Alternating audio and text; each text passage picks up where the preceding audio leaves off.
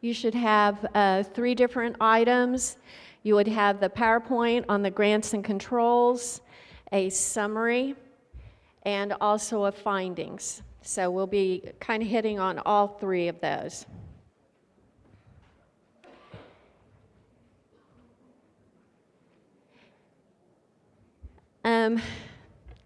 I know that there are still findings out there going on with your grant schedules, and so that's one of the reasons that I wanted to go over this today.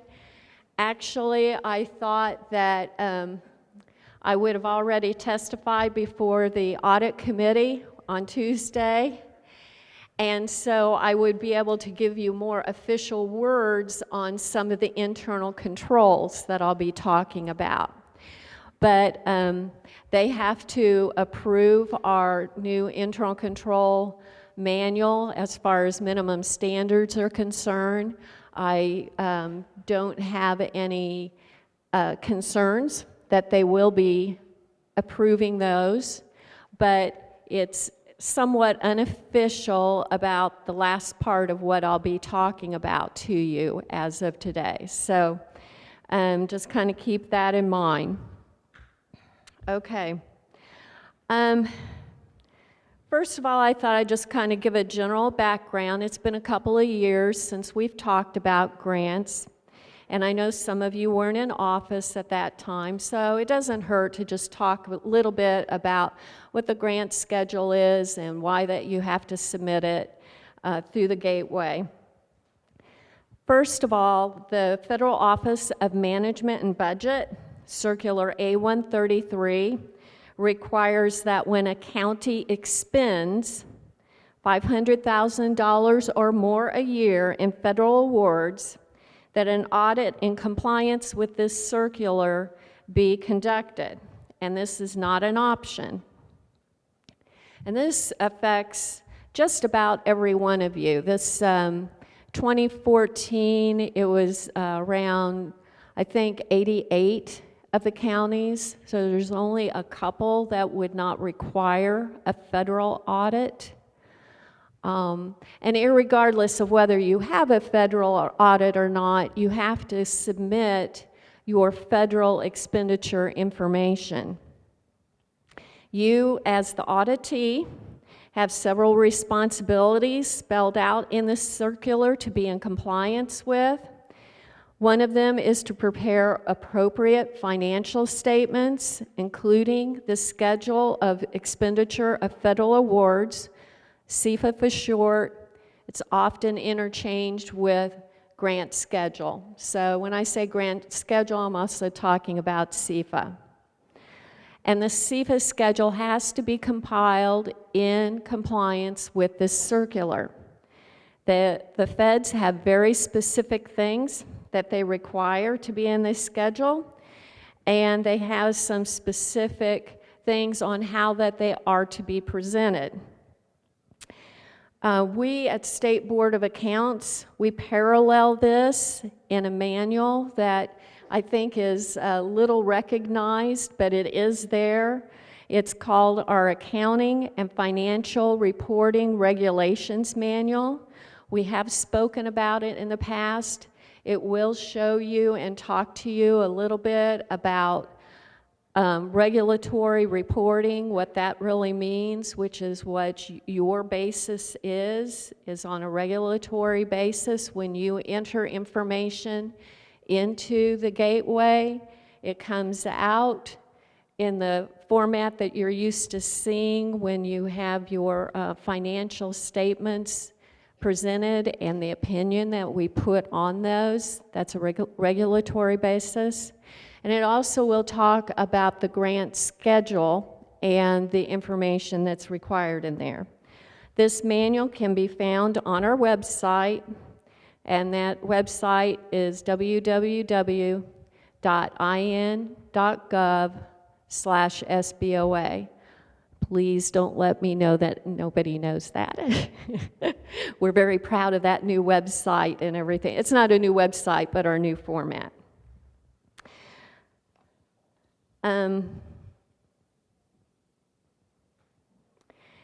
This slide shows you the required presentation of the Sefa.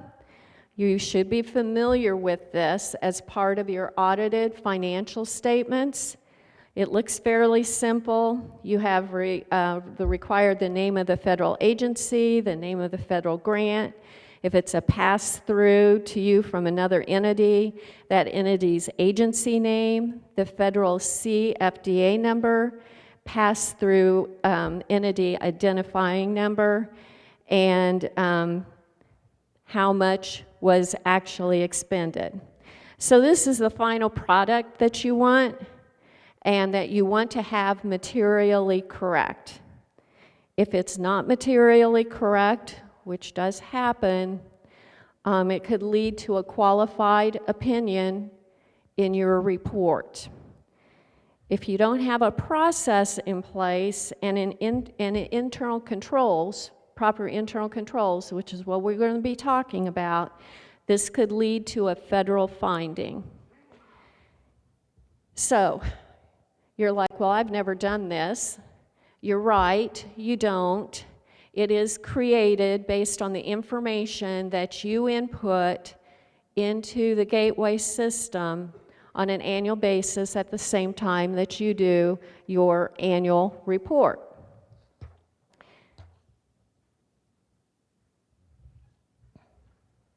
So how does this happen? Our IT, and this is important for you to understand so that you understand how important it is what you're inputting in there. Our IT department will run a macro, and from this, the information for the Sefa report is created, just like you saw. And like the financial statements, you will be attesting to the completeness and accuracy of the Sefa schedule. So once again, even though we're running a macro to create it the way that it's looking, it's the information that you are providing. We're not changing that. We're not adding numbers, we're not adding names, we're not doing any of those things. We're just compiling the information that you input. It is your schedule. And again, you know, that's interchanged. We'll say Sefa, grant. I just want you to know that that really is one and the same. And it is for only federal grants, by the way. You get grants that are both, you might get grants that are from the state, but they're federal. The majority of what you get from this state is federal monies. That should all be identified, and we'll talk about that in a little bit. And you might be getting some direct federal money too. As a matter of fact, most of you do. So, but it's only the federal money, whether it's direct or indirect through the state, that you put on there. And it will not include a match. So all of you spend federal funds, and so all of you will be inputting into the gateway system for the annual report. Now, not all of you, as I said, have requirement for the federal audit, and you also won't be having, if you don't require a federal audit, then you won't have that grant schedule showing in the financial statements that ultimately we render an opinion. It's only, again, if you've expended $500,000 during the calendar year of federal funding, do you get the Sefa schedule included in your audited financial reports. But again, you're all going to be inputting that information, whether it ends up as a Sefa or not. And why is that? Well, there's a couple of reasons for that. First of all, Gateway, as you know, is becoming more and more used by those outside of government for studies about how much money is being spent by governmental units, what are their different funding sources. So that's really one of the biggest things, and one of the biggest pluses of Gateway is the transparency it affords. Also, if you're really close, and believe me, the few counties that aren't getting a federal grant, they're close to it. And so you want to make sure that you're putting accurate numbers into it, because that 500,000 can really tip the scales into how big of an audit that you have. And we know that audits are a little more costly now, so that becomes even more important. Worse yet is if we don't have a federal audit when it should have been done. And that means that we will have to come back in, do additional auditing, and if that's always a reflection too on internal control process, so that sends up a red flag to us.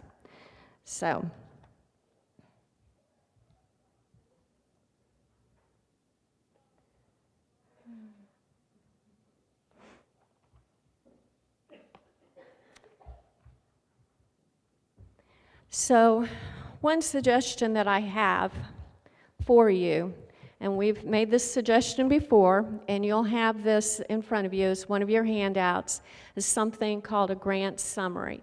You need to be getting this information from all of the departments, all of the offices that receive federal funds. This also includes the judges, the probation departments, prosecutor's office, some of those who feel that they might be excluded. They are not excluded in the sense that they are considered part of the county. They don't get a separate audit on financial statements or on federal grants. So it is imperative that every office and department give you the information. Because what we find sometimes is that a department has decided to apply for grant funds.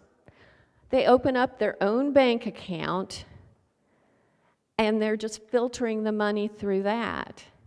And that is not, we know that that's not a good thing.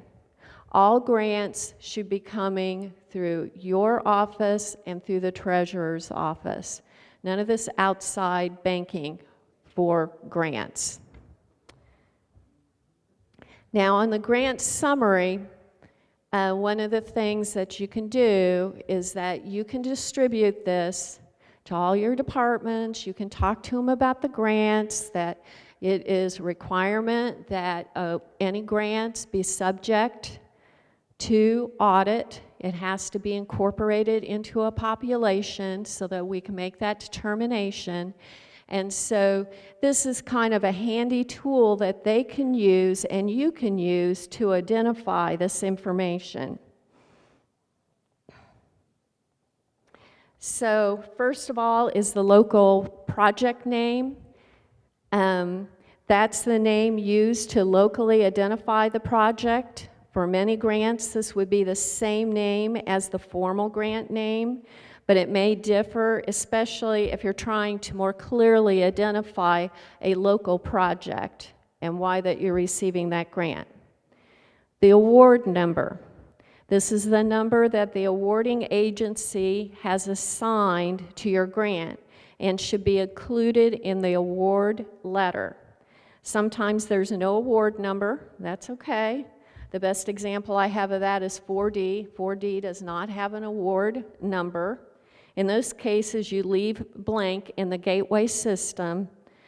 The next is the award name. This is the name that the awarding agency has assigned to your grant and should be in the award letter. So whether you're filling this summary out or whether that the office or department is, this is information that should be available to you. The next slide is the awarding method. This is really important. The award method is simply how that the awarding agency is providing the funding to the county. The method most commonly used is reimbursement basis, where the grantee, where you would expend your own money first, and then based on these expenditures, request reimbursement from the awarding agency. The other more common type of grant is an advance. And that's where money is advanced and then expended by the grantee. So the state would forward, or the federal government would forward you money and expect that you would expend it in a certain time period. And we're going to talk about how important that this is in a little bit to correctly identify what kind of grant there is. There's other kinds. You might have a grant that is not on cash, does not have cash. This can happen like for immunization shots. There might be some food awards, that type of thing. So on that, you would put other.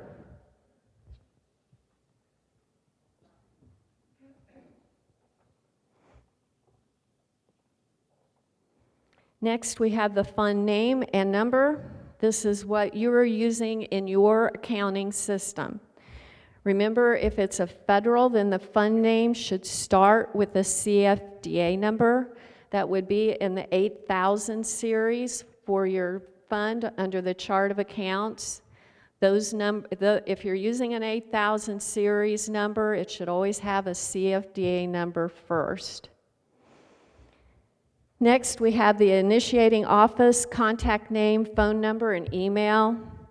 Of course, this is going to be invaluable to you if you've got questions.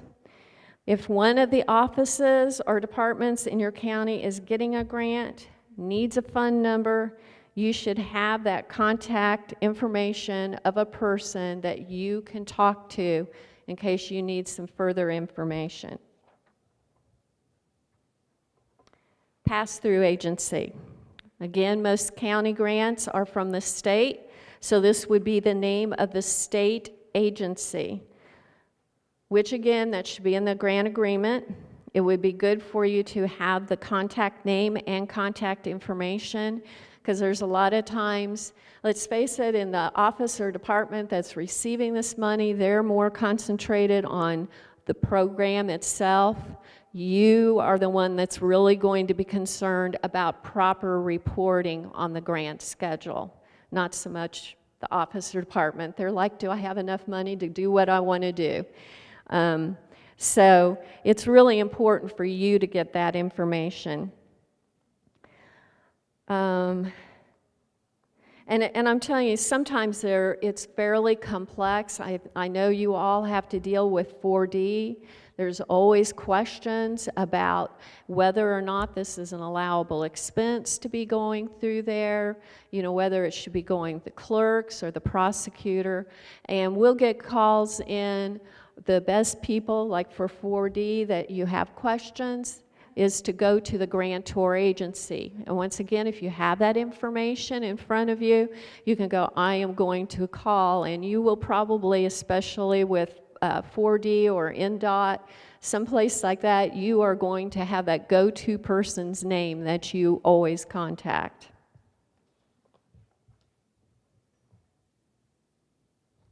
Is this a federal grant? As I said, the grant schedule is only for federal, but it's a good idea to gather this information for all the grants that your county is receiving. Because again, you're going to be accounting for it, whether it's in the 8000 series or not. You really need to know that information. Also, you'll be able to maybe tell, somebody will be like, well, this isn't federal.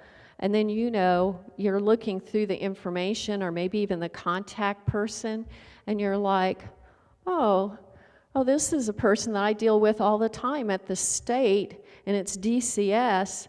I'm going to call and make sure that this is not federal money. So once again, it is an important question. You're going to be collecting it. This will give you a basis to go, do I need to look into it or not?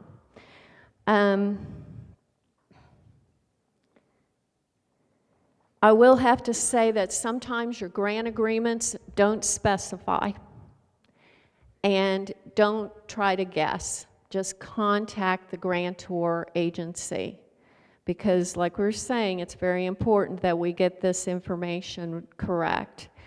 And if you do run across a grant agreement that does not have that information, you could give us a call too. You're going to have to call that grantor agency, but from our perspective, that's a serious issue because at the state level, they should be clearly defining that. And when they're not, then that means that there's serious problems at the state level. So just, if you want to tattletale on them, we'll take the information. Then you have the federal agency, the federal project, program title, CFDA number. All of this should be in the grant agreement. CFDA number is very, very important. And whether it's going to pass through to subrecipients. So you do get funds where it's going to be passed on. It might be city and town. It might be other types of units. So it's important that that be clearly identified because, again, the dollar amounts that are passed on to subrecipients from your county are identified in the Sefa, and it'll be in the notes to the Sefa, but it is good information that needs to be provided and is actually required. If you're having trouble with CFDA numbers, there are very, very rare exceptions where there are no CFDA numbers. It's so rare, though, I just can't even, I only know of one time personally, myself, when I called the feds and they were like, we don't have one assigned. So it's very, very rare. But if you're trying to kind of look up and try to figure out whether this is a federal grant, you can go to www.cfda.gov, and that does give all the CFDA numbers right there. But again, there is no substitute for contacting the grantor information, because there's a grantor agency, because there are several grants that are very, very closely related, and so you don't want to get the wrong number.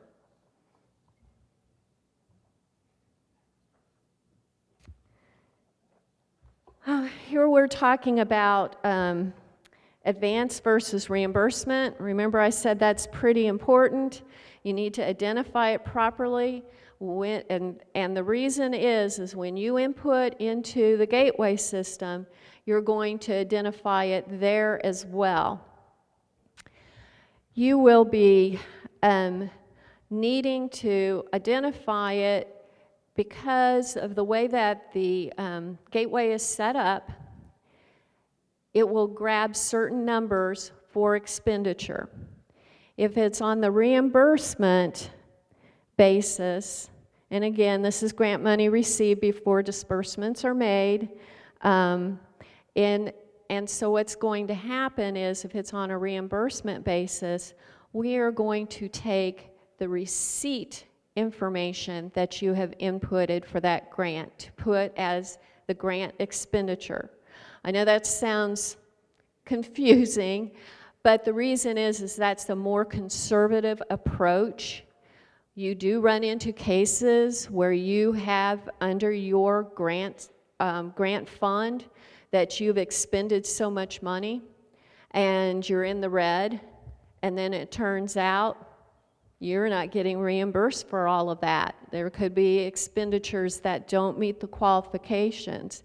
And so in those cases, you've actually expended county money, and of course you're going to need to reflect that eventually.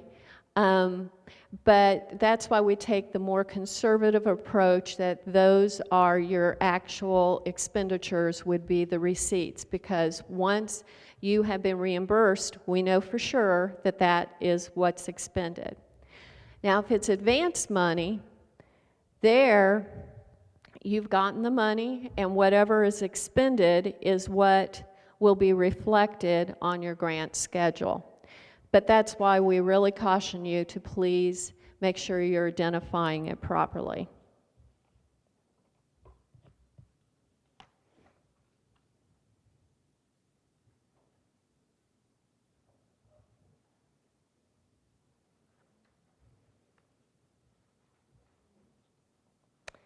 Again, when it comes to matching, that money is not included in the grant schedule. You are on a cash basis, so you're going to, again, be inputting the cash information. But let's say for 2012, there were disbursements of $10,000, then $10,000 is what you input.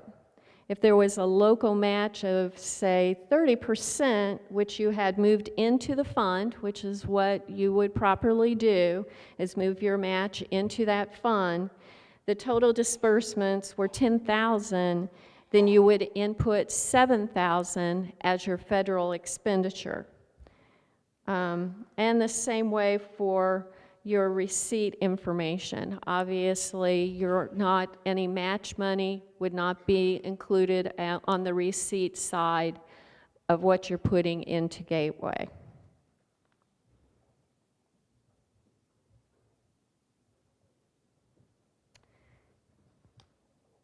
And before I start in on this next part, I want you to pull out your internal controls over federal grant.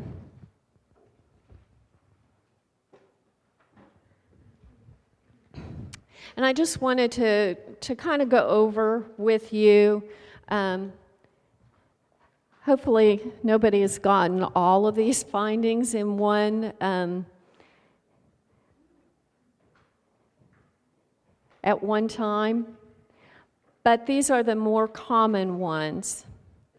And you'll see how that summary can provide you the correct information to try to avoid some of the problems that we see here. So this is a finding. It's expanded. It's my own making up of it. I've just kind of added everything that I could throw in there. So it says the schedule expenditure of federal awards provided for audit was inaccurate, and the following errors were found in the Sefa as described below.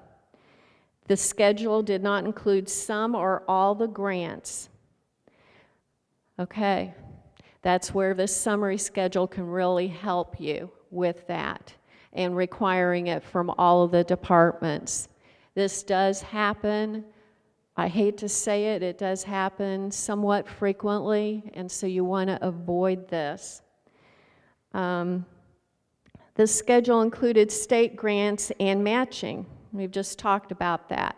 You don't want to include that, so you want to make sure that you have a way to identify what is actually just federal versus what is state or matching funds.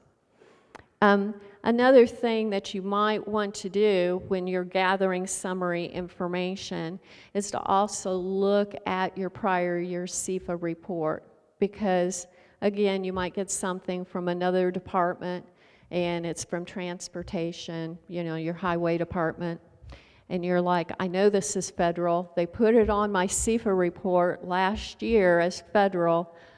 So now I know that I need to, if they marked it as state funding, then I know I need to mark it as federal funding. So that's just another idea of what you can do. Programs included on the grant schedule were combined. That does happen as well. So that's something that you want to be careful of. CFDA numbers need to be identified individually, even if they're used for one project, because you might have different federal funding streams that are, in fact, used for one type of expenditure, but they need to be identified separately.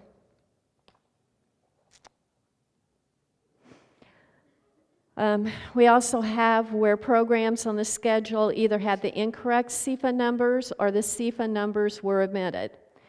And this might not seem like the biggest of deals, but it is to the federal government. It's a very, very big deal because they want to know which agency, which federal monies are on this grant schedule. And then finally, each county department is responsible for overseeing the grants it received. Department staff responsible for the administration and reporting of the federal awards did not provide accurate information. So, this kind of gets into internal controls, which the summary can be a part of. But I think this is a good place to kind of segue right into internal controls, which is the next segment, what I'm going to be talking about. Because invariably, when we have a finding on the grants, it's due to inadequate controls.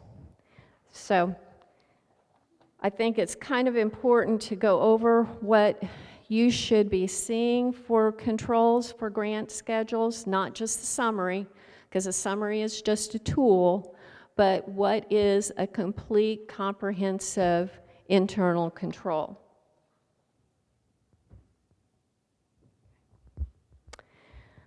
And this is kind of what where I'm at as far as what is going before the audit committee. We talked about this a little bit in the spring, where the new legislation under House Bill 1264 required that certain minimum standards for internal controls be met, and we were to define those and provide those to you. Your county is going to have to adopt a policy that it will meet those minimum standards, and there has to be training in place for anybody who would be involved in internal control process, that they need to have that understanding of what these minimum standards are. So what I've done is I'm going to kind of go over grants as an example to you. The way that we have, there is a manual, and it does spell out the minimum standards. If you recall, there's 5 components with 17 principles that are involved with that, and you'll have that in your handout from the spring. But the one thing that I know that everybody wants is, because I can say control environment, and you're like, okay, that sounds good, and I can even help further define it by saying, well, here's the principles that are associated with a control environment. And you're like, well, that's even better. But what about specifics? We can't give you and remain independent specifics. And you wouldn't want us to anyway, because every county is different. You're different size, you have different personnel, you have different needs. Internal controls are about you and how that you will be controlling information, and financial is what we care about. It can be used for other things, but information, assets, it's really very individual. But having said that, we can also provide you some case studies. And that's one thing that will be included in the manual, which are suggested examples. And that's all there is. They are, because we, again, have to have that independence. And then there's case studies based on findings that we've had and ideas of how that you might have implemented certain controls. Because I was at the county council meeting, and it was a little distressing to me, but I was like, no, I'm going to take that criticism well. But they were like, that wouldn't have prevented a certain incident that happened. I'm like, I disagree. But that doesn't do any good to disagree. What was the fruition out of that was to come up with these case studies so that they would be included for you. And the idea behind the whole manual is that we will, as findings occur, we will expand on those case studies. If you have a certain kind of issue that you would like to see how internal controls might be applied, then we can do that. So I just want you to know that this manual, when it does come out, it's not the end of it. It is a living, breathing document, and we need your input. Right now, there's going to be information for receipting at both a large and small. There's also credit card usage in it. This on the grant, I had put together for this, but it will be included as soon as I have 2 seconds to put it in there. So I ask when the manual does become available to you that you really consider it and think about what your needs are, because we will try to be responsive to those. We don't want to just throw this out. So anyway, when it comes to internal controls, you need to consider objectives. We talked about that before. And I'm going to give a scenario with federal grant schedule reporting. XYZ County that receives federal funds, they have an oversight body. What's oversight body? This is defined in the manual. An oversight body, it defaults to your legislative body. However, in counties, and this was another thing that I heard, there are many elected officials. And it would be beneficial for some that they have a separate body than the legislative body be the oversight body. And you'll see the part that they play as we go through these. And that oversight body is kind of the go-to on internal controls. And it could be made up of commissioners, council, auditors, treasurers, whatever combination that your county thinks would be the best knowledgeable people for other people to use as a sounding board for internal controls. So XYZ County had set up an internal control oversight body. The officials of the county recognized that with so many different officials and with constant changeover of the officials, it would be good to have a body composed of stakeholders. And it doesn't have to be an actual office elected official. It could just be like the highway department manager, somebody like that. So this would provide a continuum of overall oversight to the county's internal control system, because that's the way you have to look at it. It's not just a piece of paper. It's not one activity that you do, but internal control is an overall system that you have in place. Additionally, the body is a resource when new objectives requiring internal controls are created and guidance is needed to assure that there is a complete system that incorporates those components already in place. And also when things become obsolete, that people have somebody to maybe go talk to. So one of the first things that you have to do is you have to create objectives. And for grant schedule compilation that meets regulatory requirements is one of the objectives that county-wide is very, very important. And so you need to design things from a systematic way that would allow you to meet that objective. You could have other objectives like the accuracy of the numbers, those types of things. And one of the first components that you have to consider is control environment. And there's principles that are involved here, and so we'll kind of go over what you can do to have a complete internal control system. In the control environment, the first principle is the oversight body and management should demonstrate a commitment to integrity and ethical values. And so you're like, well, what does that have to do with reporting my grant schedule? It has a lot to do with it. And I think you know that. And I also think, and this is one thing that I also want to reiterate to you, is a lot of you already have these things in place.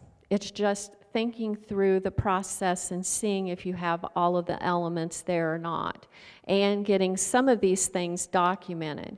Because this, usually for control environments, no matter what objective that you're going to have, it'll be the same. And for this one is a good demonstration. In its commitment to a good overall system of internal control, the legislative body has developed and implemented an ethics policy. A system of annual acknowledgement has been put into place where either through email, submission, or manual documentation, each official and employee attests that they have read their ethics policy and will adhere to that policy. And for employees, this is a condition of employment. And that's a very typical thing. We do that yearly at the state. Most companies do that, you know, whether they're publicly or privately owned. And I know that many of you have ethics policies as well. But it's good also to make sure that your employees know that there's an ethics policy and what that entails. As a matter of fact, as a CPA, we have to have so much training each year in ethics. So, and I think I've had like about 8 hours or something this year, so I've had plenty. Another thing that can be done is the governing board periodically sends out messages of philosophy and expectations to all its employees. That kind of gets everybody thinking, the commissioners, council, could be you in your office. What is your tone? One of my favorites that really kind of demonstrates how tone at the top and slogans really get to you is we have that Jimmy John's commercial. Freaky fast. Okay. That's what expected. I don't know if their food's good. I haven't had it before, but I know that my delivery would be freaky fast, okay? And that's a tone. That's what is embodied. And I know that most, if not everyone, conveys that, but it's also good to remind everyone of that every now and then. Also, the oversight body sends out alerts on potential internal control weaknesses and resolutions. So they might be kind of, like I said, they're the go-to people on this. And they might be getting some information from State Board of Accounts or from other agencies, or they might even, you know, be applying to different organizations on what some good control policies are. I know one of the things that I've seen is like the banking industry. They send out alerts, and so your treasurer's office might get these alerts, but I don't know that your clerks get them. I don't know that the sheriff's department gets them. And so it would be good that everybody who has an outside bank account might get that, oh, Russia's really at it again. They're, you know, trying to take our money. So they do send out those kind of alerts. Number 2, the oversight body should oversee the entity's internal control system. We've talked about that. Documented control processes are provided to the oversight body for review and inputted as well across the entity for assessment for weak areas. Additionally, officers and departments utilize the body as a resource for ideas. And to ensure inclusion of all components, the oversight body provides a template of the 5 components with corresponding principles that point the person for a particular objective, what they must show, and how that maybe they could modify for these areas to be related to their particular objective. Per regulatory requirements, the county auditor is responsible for reporting of grant activity through the state's gateway system of the grant activity. Per county policy, the county auditor became the lead in compiling the grant schedule information and the internal control templates that would be provided to the oversight body. So it was formalized. You don't have to argue with everybody and say, please, pretty please, give me this information. It's something that the whole county knows about. Management should establish an organizational structure, assign responsibility, and delegate authority to achieve the entity's objectives. So for grant schedules, the legislative body is responsible for setting overall policies when it is identified that an objective crosses over offices and departments, just like what we were talking about. A grant schedule compilation and reporting requires cross-departmental cooperation and a policy defining the office responsible for the compilation, and that the other departments must provide that information as required. This is where your summary would come into play as well, because now there's a policy and there's a requirement that they meet this policy. As the county auditor is the reporting office and official bookkeeper of financial activity, the policy identified the county auditor as the responsible office for compilation and providing the directives to all other offices in the county that receive federal grants. And again, as I've been talking through this, you'll see there's a little repetition, and that's okay too. It's just part of the process to think it through. Principle number 4, management should demonstrate a commitment to recruit, develop, and retain competent individuals. Again, this would be the type of thing that doesn't change. In this particular county, they have an HR department that has identified the duties of positions and required skill sets to fulfill these duties. A process has been developed that evaluates potential employees and skill sets to identify and align these skills with openings. And the county has identified the best recruitment pools for differing sets of skills, such as interviewing at job fairs, colleges, internship programs. They also have training opportunities have been identified based on skills required. So as new objectives for the county are identified, positions and development opportunities are reevaluated.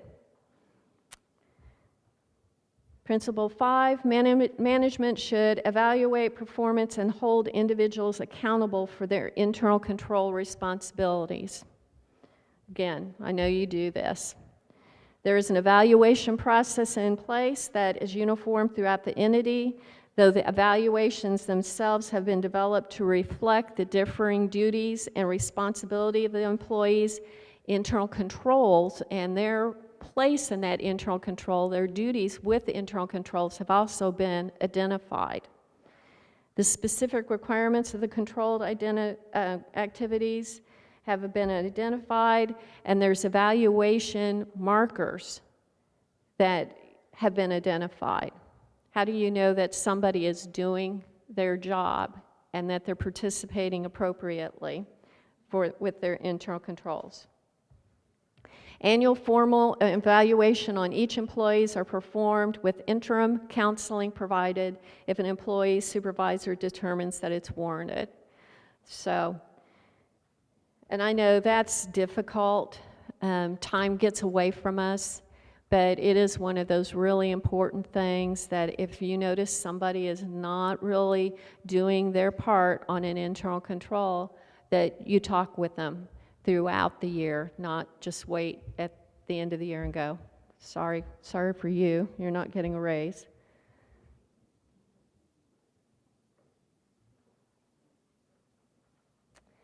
Risk assessment. Risk assessment is the second component of an internal control.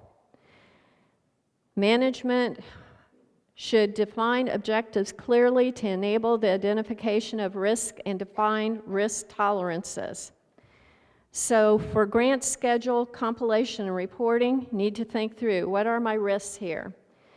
The schedule should be in compliance with reporting requirements. It should include all grants and required grant information. Risk tolerance does not apply here, as there is either compliance or non-compliance. And you can document it that way. It doesn't apply here because of that. The financial activities should be accurate. That is another risk issue. The grant schedule should not only be materially correct, but significantly correct, as misstatements of even small amounts may cause an incorrect determination of an audit, or they could get the feds really mad at you. So you know that these are risk factors, and so you're just identifying and documenting that. Management should identify, analyze, and respond to risks related to achieving the defined objectives. And again, this is somewhat repetitive, but all grants may not be included in the grant schedule. Controls activities have to be developed to reduce the likelihood of this occurring. Remember, that was one of the findings that we have had several times, and that has been an internal control issue that we have brought out. Financial activity is inaccurate, so your receipt and expenditures reported in the wrong fund. The control activities should be developed to reduce the likelihood of this occurring. Management should consider the potential for fraud when identifying, analyzing, and responding for risk. So there can be fraudulent reporting. And so you need to develop control activities that reduce this. And again, that's where we get into this all-important thing where we have grants that are being maintained outside of your system. That is a really big red flag, and it is a risk that needs to be identified, and you need to think through what is it that I need to do to prevent that. Management should identify, analyze, and respond to significant changes that could impact the internal control system. So there could be new reporting requirements, and you should have control and information communication methodology to make sure that you can respond to these changes. Control activities is what we generally think of when we think of internal controls. But again, that's only a part of a system of internal control. Management should design control activities to achieve objectives and respond to risks. So that summary tool is one of those things that you can do. You might have something where an agreement is accompanied by a completed grant schedule checklist.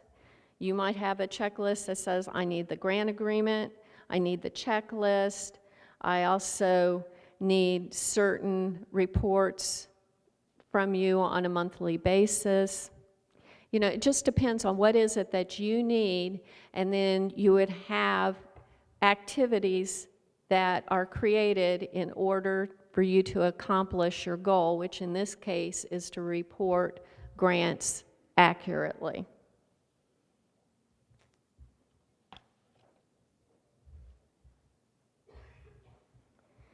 Management should design the entity's information system and related control activities to achieve objectives and respond to the risks. Again, for a grant schedule, I'm not really seeing that as being any different as the control activities that you would have in place for your normal receipting and expenditure activities. And you would go develop something that would identify just for receipting and expenditures in general. Management should implement control activities through policies. We've discussed that already in the control environment, but again, you know, you would have for grant that it's the county auditor who is supposed to get this information. Information and communication. Management should use quality information to achieve the entity's objectives. It was identified that for gateway reporting of the grant information, SBOA's website portal was to be used as the most up-to-date materials impacting the reporting process. So that could be the most simplistic, but that's what you've done to identify that your information is going to be found and communicated.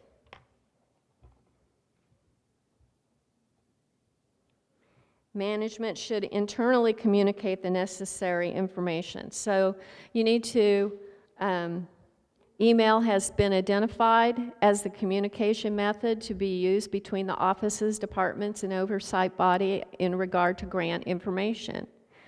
And again, email might not be the best thing for your particular county. That's why that we can't have a one-size-fits-all type internal control. But you will make that determination, what is the best communication for you. And again, management should externally communicate the necessary quality information to achieve the entity's objectives. So communication, it was determined in this county that the communication with SBOA or the grantor agency that would impact any grant reporting would be via email, not just by a phone call, because they wanted to have documented evidence that they had done this. And then finally, the last component is monitoring. And monitoring can be very similar to control activities. It's really the intent behind it. One is the actual control to make sure that an activity is occurring on a regular basis. The monitoring is there to make sure that the control activity is working. It's the intent of it. So the principles involved in this is management should establish and operate monitoring activities to monitor the internal control system and evaluate the results. And in this case, the county auditor utilizes the prior year audited grant schedule as a baseline for gathered and reported data in a current year. And the county auditor also contacts other county auditors to determine if their counties have received new grants, and then uses as a comparison for the new grants received by XYZ. So that's a monitoring type activity. And finally, management should remediate identified internal control deficiencies on a timely basis. In this case, the county auditor in monitoring and evaluation looks specifically for lack of supporting documentation for grants and lack of approvals. So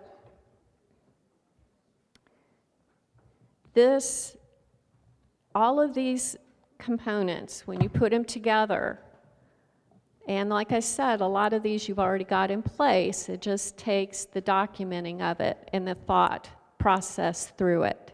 So once you've kind of done it the first time, you should be able to implement it easily for each new objective. And I can't stress enough that I realize that you have varied issues in your counties, but we are more than willing to try to work through and identify and to provide you some suggestions, just like with this grant schedule that we're talking about. So when you get this information on internal controls and what you have to do and everything, when you've got to provide training, I hope that you view it as a partnership and do come to us. Don't expect us to create your control system for you, but work with you to figure out some suggestions. We got $2,000, which isn't much, and it was a grant for the prosecutor. So we got a letter. We got no other information, so I didn't know if it was state or federal. I read the code site that was listed, and mostly I just got out of it that it couldn't return to the state's general fund. So I called the agency, and I asked them about it, and she agreed to send me what she had. She sent me the MOU. Didn't tell me how it could be used, but apparently they're going to monitor that. So when I asked her how I was supposed to audit it, she said that I didn't need to. And I said, oh, okay. So I'm just going to tell you that I was told I don't audit that, and so whatever. Yeah, that's why I said those kinds of things, it's good for us to know, because I know the grant you're talking about.